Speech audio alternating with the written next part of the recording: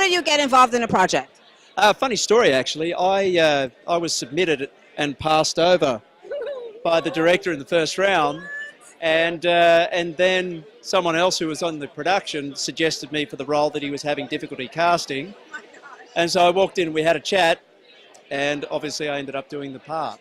Now, when you got the script, what was about the story that was so powerful to you, even before that you get the second round, that you wanted to be involved in this project? It was the humanity of it. So although there is a thriller element, and although you have the action element, it really is that story of connection between people, and when that connection breaks down, if the connection breaks down, that's where we have problems. So it's that story of the need to try and understand each other in order that we can move forward. It's ridiculous. We've got thousands of years of civilization and we still have the same problem. Nicole, share with the audience the role you play. I play the role of Annie, who's one of the people in the scenario in the Taj Hotel. I don't want to give away too much. Yeah. When you got this script, there's so many things you can do.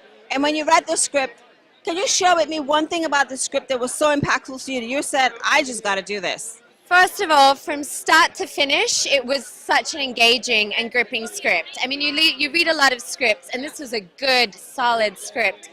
And the universal message that Liam executed so beautifully in the final film was on the page, and it was just as a human being, like it's something like I was just drawn to be a part of, and I'm so proud of this film. I really want everyone to see it. You know, irrespective of myself being in it, I think it's such an important film with a beautiful message about the universality of humanity. And we need films like that right now, especially when it's in context of situations that that we're witnessing so much. And I think the humanity can be lost in the way the media often portrays things. So it's, What would you like the audience to come away with? If there was one thing you would want them to come away with, what would that one thing be? That we are all human, that we all have the same needs and desires to be loved, to belong, and to connect.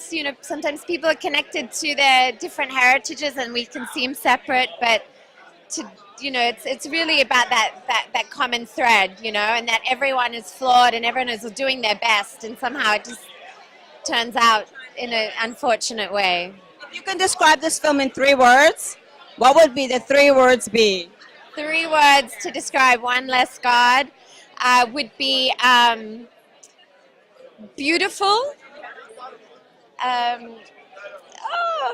compassionate, and awesome. I love that. Well, of course, before you leave the carpet, we need to find you on social media. So how can fans follow you and stay in touch? On Instagram. You're like, oh, I don't know, my Instagram. Plan this in advance. I don't know. Okay, on Instagram, it's Nicole C for Cat, Fantle, F-A-N-T-L that's it, Nicole C. Fantle on Instagram. Oh, yeah, no, sorry. Facebook is more for my friends. Maybe I should have like a public page. I'm not that good with that kind of stuff. You need a public page on Facebook. Okay.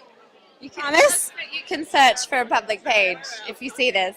Well, congratulations. I can't wait to see the film, and I hope that it resonates with everyone as you wish it to be. Thank you very much. And you look beautiful, by the way. Great outfit. I do. So share with us the role you play in this film. So I play Eda, who's a 17-year-old girl from Turkey, and she's of the Muslim faith, and she's one of the hostages caught up in the hotel. This film, everybody seems to just resonate with this film. Everybody in the carpet, the director, the actors. What would you hope that an audience will come away with? If there was one thing you would want it to be that they leave with, what would that one thing be? I think it would be the importance of empathy and understanding that no matter what people do, they're coming from a place as a human being, so that every single person is a human, and people do monstrous acts, but that doesn't make them monstrous humans. They're still humans. And some people do terrible things for what they are told are good reasons, and that's essentially it, just about empathy for humans. When you read the script, Was there a moment for you when you thought, I'm not 100% sure? Did you think it was difficult for you to go there? I mean, it's a really intense subject at some point. So what were you thinking when you got the script, when you read it?